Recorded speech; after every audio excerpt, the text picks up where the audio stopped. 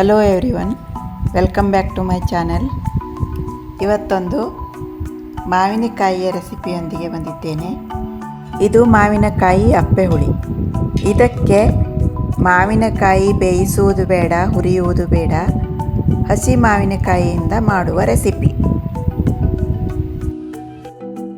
ಇನ್ನೇನು ಮಾವಿನಕಾಯಿ ಸೀಸನ್ ಮುಗಿಯುತ್ತಾ ಬಂತು. ಅಷ್ಟರೊಳಗೆ ಈ ರೆಸಿಪಿಯನ್ನು ಮಾಡಿಕೊಂಡು ಆರಾಮಾಗಿ ಊಟ ಮಾಡಬಹುದು. ಇದನ್ನು ಮಾಡಲು ನಾನು ಒಂದು ಮಾವಿನಕಾಯಿಯನ್ನು ತೆಗೆದುಕೊಂಡಿದ್ದೇನೆ. ಅದರ ಸಿಪ್ಪೆಯನ್ನು ತೆಗೆದು ಸಣ್ಣ ಸಣ್ಣ ಹೋಳುಗಳಾಗಿ ಕತ್ತರಿಸಿ ಇಟ್ಕೊಳ್ತೇನೆ. ಈ ಥರ ಅಪ್ಪೆ ಹುಳಿಯನ್ನು ಯಾರೂ ಇನ್ನೂ ಮಾಡಿ ತೋರಿಸಿಲ್ಲ. ಇದನ್ನು ಯೂಟ್ಯೂಬಲ್ಲಿ ಮೊಟ್ಟ ಮೊದಲ ಬಾರಿಗೆ ನಾನೇ ಮಾಡಿ ತೋರಿಸುತ್ತಿದ್ದೇನೆ. ನೀವೆಲ್ಲರೂ ಈ ರೆಸಿಪಿಯನ್ನು ಖಂಡಿತ ಟ್ರೈ ಮಾಡಿ, ತುಂಬಾ ಚೆನ್ನಾಗಿರುತ್ತದೆ. ಹಾಗೆ ನನ್ನ ಚಾನಲನ್ನು ಮೊಟ್ಟ ಮೊದಲ ಬಾರಿಗೆ ನೋಡುತ್ತಿದ್ದರೆ ಸಬ್ಸ್ಕ್ರೈಬ್ ಮಾಡ್ಕೊಂಡು ಚಾನಲ್ ನೋಡಿ ಸಪೋರ್ಟ್ ಮಾಡಿ, ಲೈಕ್, ಶೇರ್, ಕಮೆಂಟ್ ಮಾಡಿ. ನನ್ನ ಚಾನೆಲ್ನಲ್ಲಿ ಬಹಳಷ್ಟು ಹಳ್ಳಿಯ ಆರೋಗ್ಯಕರ ರೆಸಿಪಿ ಇದೆ. ಅದನ್ನು ನೋಡಿ ನೀವು ಟ್ರೈ ಮಾಡಿ. ತುಂಬ ಆರೋಗ್ಯಕರವಾದ ರುಚಿಯಾದ ರೆಸಿಪಿಯನ್ನು ನಾನು ಮಾಡಿ ತೋರಿಸುತ್ತೇನೆ. ಈಗ ಮಾವಿನಕಾಯಿ ಪೂರ್ತಿ ಕಟ್ ಮಾಡಿ ಆಗಿದೆ.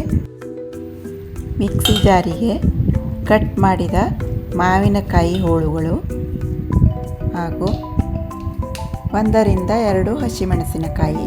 ಇದು ಹೆಚ್ಚು ಖಾರ ಇಲ್ಲ, ಅದಕ್ಕಾಗಿ ನಾನು 2 ಹಸಿಮೆಣಸನ್ನು ಸೇರಿಸ್ತಾ ಇದ್ದೇನೆ.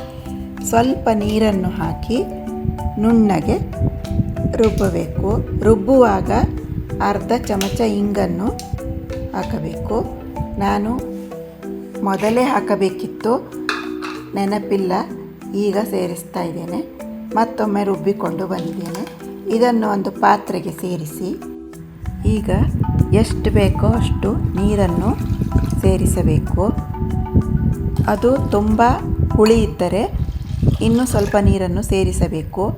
ಇದು ಈಗ ಇನ್ನೂ ಸ್ವಲ್ಪ ಹುಳಿ ಇರುವುದರಿಂದ ನಾನು ಇನ್ನೂ 2 ಲೋಟ ನೀರನ್ನು ಇಲ್ಲಿ ಸೇರಿಸಿ ಮಿಕ್ಸ್ ಮಾಡ್ತಾ ಇದ್ದೇನೆ. ಈಗ ರುಚಿಗೆ ತಕ್ಕಷ್ಟು ಉಪ್ಪನ್ನು ಸೇರಿಸಿಕೊಳ್ಳಬೇಕು. ಹಾಗೆ ಮತ್ತೊಮ್ಮೆ ಮಿಕ್ಸ್ ಮಾಡಿ ಅದಕ್ಕೊಂದು ಗಮ್ಮತ್ತಿನ ಒಗ್ಗರಣೆಯನ್ನು ಹಾಕಬೇಕು. ಇಲ್ಲಿ ಒಗ್ಗರಣೆ ತುಂಬ ಮುಖ್ಯ. ಈಗ ಅಪ್ಪೆ ಹುಳಿ ಸಿದ್ಧವಾಗಿದೆ. ಎಲ್ಲರೂ ಅಪ್ಪೆ ಹುಳಿಯನ್ನು ಮಾವಿನಕಾಯಿಯನ್ನು ಬೇಯಿಸುವುದರ ಮೂಲಕ ಮಾಡುತ್ತಾರೆ. ನಾನಿಲ್ಲಿ ಹಸಿ ಮಾವಿನಕಾಯಿಯಿಂದ ಮಾಡಿ ತೋರಿಸುತ್ತಿದ್ದೇನೆ. ಇದು ತುಂಬ ರುಚಿಯಾಗಿರುತ್ತದೆ. ನೀವೆಲ್ಲರೂ ಒಮ್ಮೆ ಮಾಡಿ ನೋಡಿ. ಈಗ ಒಗ್ಗರಣೆ ಮಾಡಲು ನಾನು 1 ಚಮಚ ತೆಂಗಿನೆಣ್ಣೆ, ಸಾಸಿವೆ ಸಿಡಿದ ನಂತರ ಕರಿಬೇವು ಹೀಗೆ ಮುರಿದು ಹಾಕಬೇಕು. ವಾಸನೆ ತುಂಬ ಚೆನ್ನಾಗಿ ಬರುತ್ತದೆ. ಹಾಗೆ ಕಟ್ ಮಾಡಿದ ಹಸಿಮೆಣಸು. ಇಲ್ಲಿ ನಂತರ ನಾನು ಮಡ್ಡಿ ಇಂಗನ್ನು ಹಾಕಿಕೊಳ್ತಾ ಇದ್ದೇನೆ. ಇದು ತುಂಬ ಸುವಾಸನೆ ಇರುವುದರಿಂದ ಚಿಟಿಕೆ ಅಷ್ಟೇ ಹಾಕಿದ್ದೇನೆ.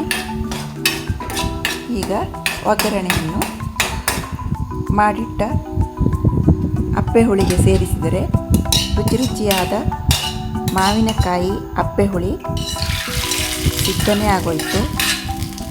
ಈ ಮಾವಿನಕಾಯಿ ಅಪ್ಪೆ ಹುಳಿಯನ್ನು ಅನ್ನಕ್ಕೂ ಹಾಕಿಕೊಂಡು ಊಟ ಮಾಡಬಹುದು. ಹಾಗೆ 1 ಲೋಟ ಕುಡಿಯಲೂಬಹುದು.